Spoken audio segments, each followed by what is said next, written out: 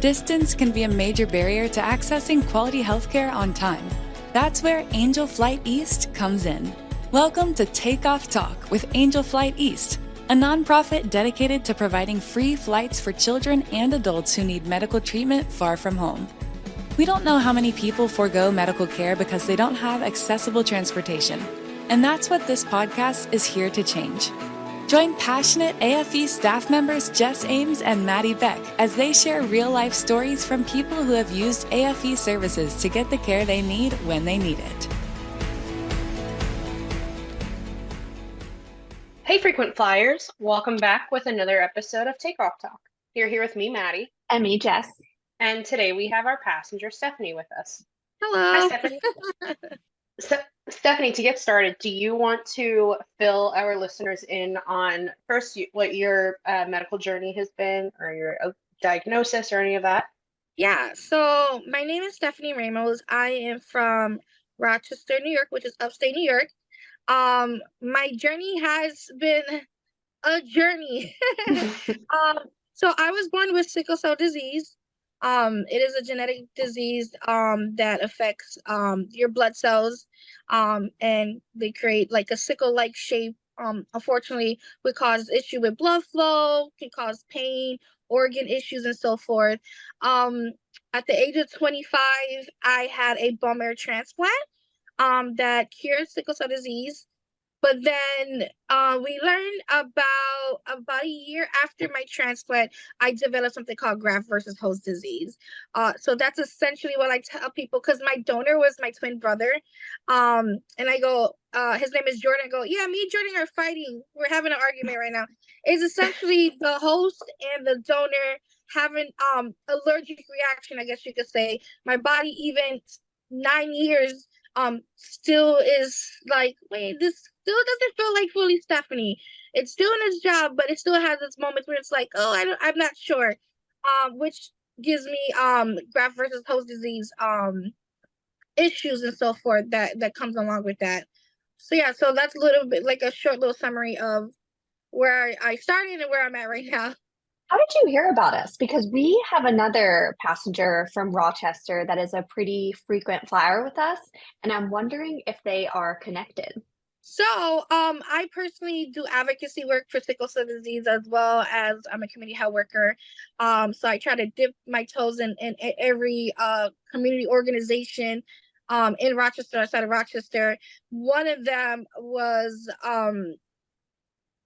event I went to, and there was a representative that spoke about Angel Flight, and when I heard about it, I thought it was amazing to know that people can have individual there taken to their appointments that is not at home base, unfortunately, without paying out of cost pocket. Thought that was amazing. Never in my wildest dreams I thought I would be a flyer with them, and I'm very thankful that I now have a firsthand experience, that when I talk to people about this as a resource for them, I can say, hey, I've done it. It's safe.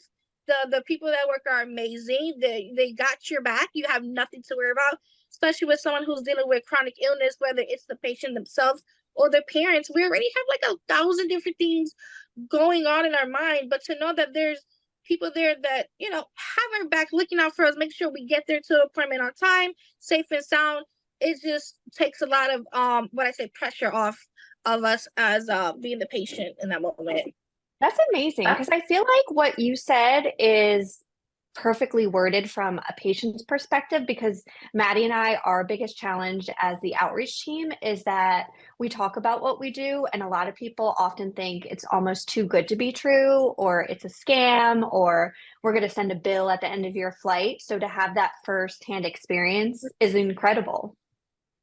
Yeah, let me know if you guys need me to advocate for you guys, and I'll let I talked about you guys on social media, because it's really good resources, and there's a lot of people that lack of access to really good Medicare because they don't have a way to get there.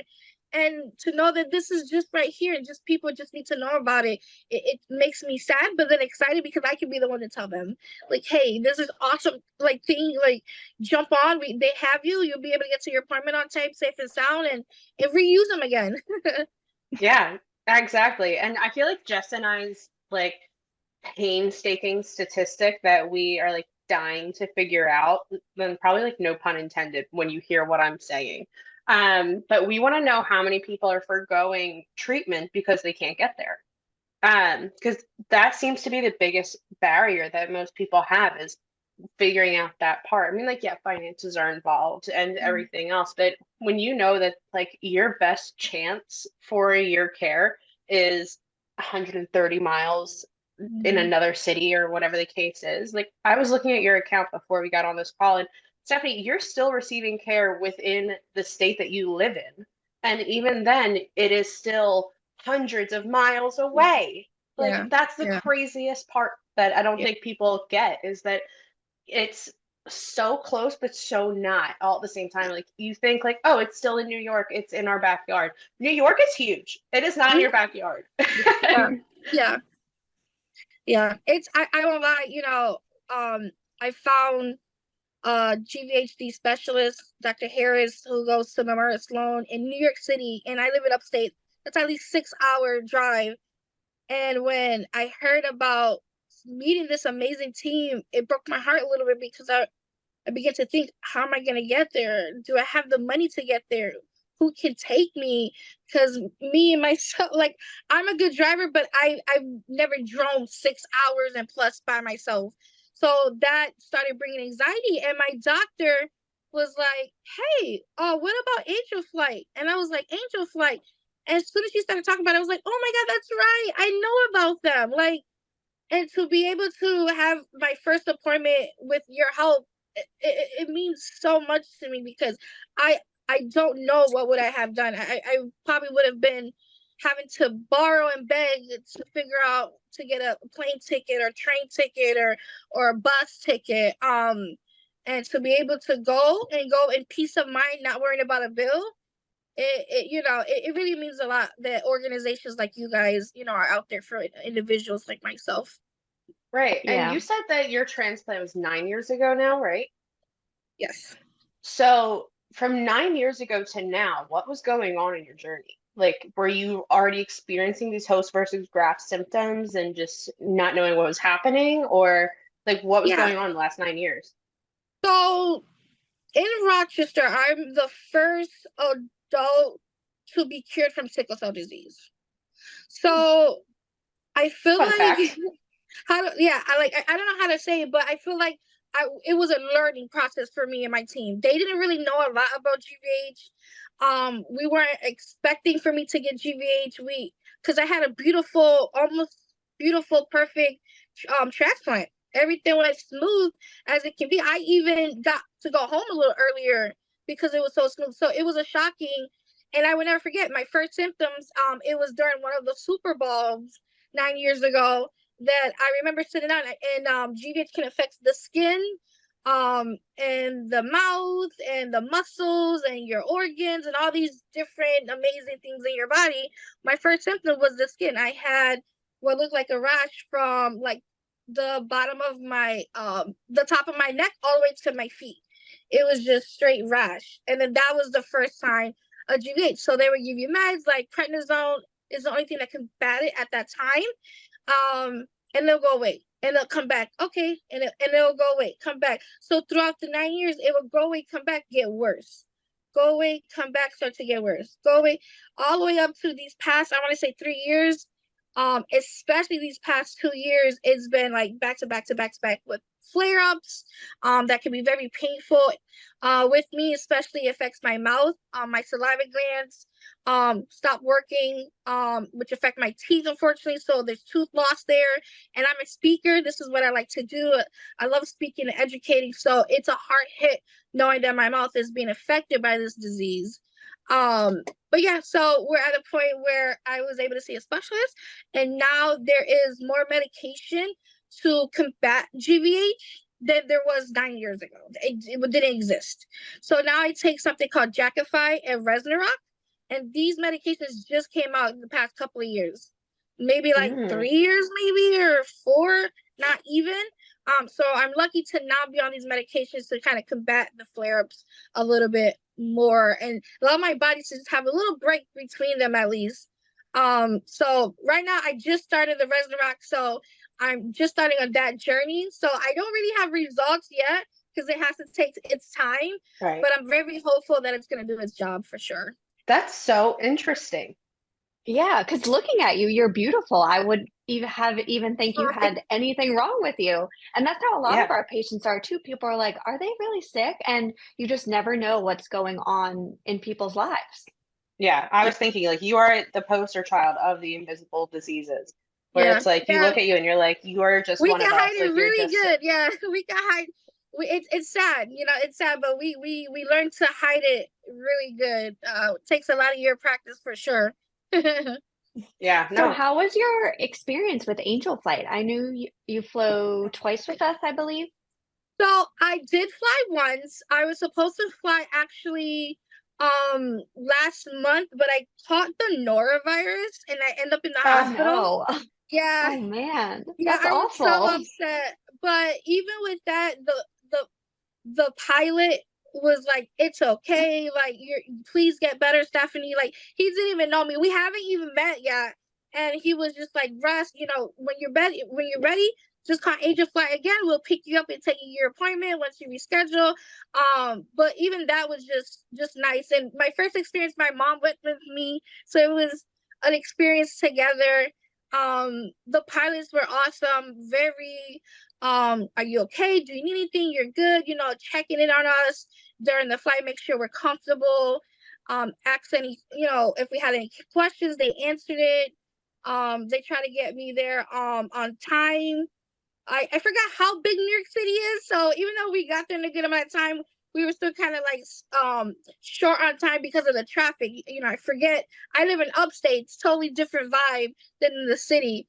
But an overall experience, I took a couple of pictures in the plane, outside of the plane, and so forth. It was really cool. Just really cool to be in such a small plane, and the whole experience and doing it with my mom and my mom. Now we have this memory together. So it was a lovely experience, and the pilots is what makes it just human like, right? Just human like, and connected, because they actually, people may or may not know, they volunteer for this, guys. Like, they actually take their time out of their day and go say, I want to go help a family or individual who's ill, who needs to see this doctor right away. I'm gonna go do it. I don't care, And they come, and from my understanding, they wake up really early because the flights are usually early in the morning, just to come make sure I'm at my doctor's appointment on time. And that once again in itself is I'm very thankful for. Yeah, the pilots are the best. And I want to say that we love to make fun of our pilots, but like in the loving way. Certain Like ones. when you Yeah. know our personality, like if we make fun of you, it means like we really like you. Yeah. And I'm just like sitting here thinking about like all of the pilots that we have within our organization and like how excited they get to be able to go and do these flights and like just to be able to fly in general. So I think that everybody who hears these stories are like, oh my gosh, these giving people, they're giving so much, they're giving so much, they're giving so much, and they are, but it's also giving back to themselves because they're like, this is what I love. Yeah, This is they the enjoy best part of my flying. day. Yeah, Yeah. yeah. Well, it's funny because my second pilot that took me home, he was so tall. I mean, this man had to be like 6'3" or something, and his plane was so little. Yeah. And we were like, "How did that?" And he did. He perfectly fit, and it was just so funny. He was extreme. I wish I took a picture because he was extremely small, tall, and play, but he fit perfectly, and we did as well. So whenever you see a small airplane, it's just the looks. The inside is usually more roomy than what you think of. Looking at it. And they're Yeah. so humble too. Like we always try to brag about them, put them in like front and center of our presentations, and they get embarrassed. And like some of Hmm. them just don't want any recognition. And we're like, you do such an amazing thing that is so big in all of our eyes, but they just think it's just like, well, I was going to fly somewhere anyway. Why not take someone where they need to go. But from our perspective, it's like incredible. We always say they do the hard part and we do the easy part, which is just coordinating and talking about it to get the word out there. But without our pilots, we wouldn't have an Angel flight. Yeah, I agree on that. I do. Their view on it that I can see is just we should be helping one another. We should be leaning on each other as a community when someone is going through something, and that's what the feel I get with this organization. You need help, you need to get somewhere, we'll be there. We'll guide you and get you where you need to be. And yeah, so it's been a nice experience and meeting, and I can't wait to meet even more different pilots and get to know them and personality wise and so forth. But yeah, so far it's been a good experience. That's awesome. Yeah, no, I love it. And I love to hear all of our patients' stories because everybody whose story is so different, their experience with Angel Flight is so consistent. I mean, everybody has had like that pilot who just goes above and beyond. I mean, like literally, but also just to be able to like help somebody different and help somebody they've never met. And it just makes my heart happy. Yeah, and it's funny because when we were going home, our flight was supposed to be like an hour, maybe 30 minutes, and it turned into like 2 hours because we had to get rerouted because there was like raining or something. And so we're like, oh my God, we're gonna be here even longer. But he was like, everything's fine. We're still, yes, it's gonna be a little late, but I would rather be safe than sorry, right? Rather, they're telling us to go this way, let's go this way, take it the way they're guiding me to make sure you get home safe. And what's funny is that I live in Rochester, but many of the pilots, they're not from Rochester. They're from other parts of New York. And I think that's awesome because, I can meet different people from different parts of my state that I don't know. And sometimes you can hear the accent. You can hear the difference of who lives where, like closer to Jersey or whatever, Yeah. which I love. I love Those that. are our people. Yeah, we are Philadelphians. Well, Yeah. I'm a Philadelphian. Jess is a suburbanite. But yes, the accents always get me. I love it. Yeah. I love it. How would you describe flying in a small airplane to our listeners? I won't lie, when you think of a small plane, you kind of go into like, oh my gosh, I'm gonna be cramped up and everything. But like I said, the outside looks small, but a lot of them are more roomy on board. So there are different models of the plane. Some pilots have newer models of it, some have old school models of it. So one pilot, I was able to experience both because one pilot had kind of a newer version, and another pilot had an older version, and you can see the difference in maybe like the setup or the decorative or whatever, furniture wise or whichever. With the newer model, I feel like it's a bit more spacier than the older model planes, I guess you could say, which I did enjoy because I was traveling with someone else, so that elbow room was really lovely. But you're not like sardines, and you're just sitting. You're in a comfortable seat, just as you would any airplane. I'm going on to it. So that anxiety of like, it's just too small, it actually didn't affect me once I was able to sit down, put my seatbelt on, and then calm down. I realized, okay, it wasn't as bad as I thought it was going to be, size wise. Yeah, exactly. I used to tell people all the time, it's like flying in a two-door car or like driving in a two-door car, like sitting in the back seat. Yeah. So that's awesome. What is one final thought that you want to leave our listeners with? Take advantage. Take advantage. Take advantage of us. I love that. Use and abuse. Yeah.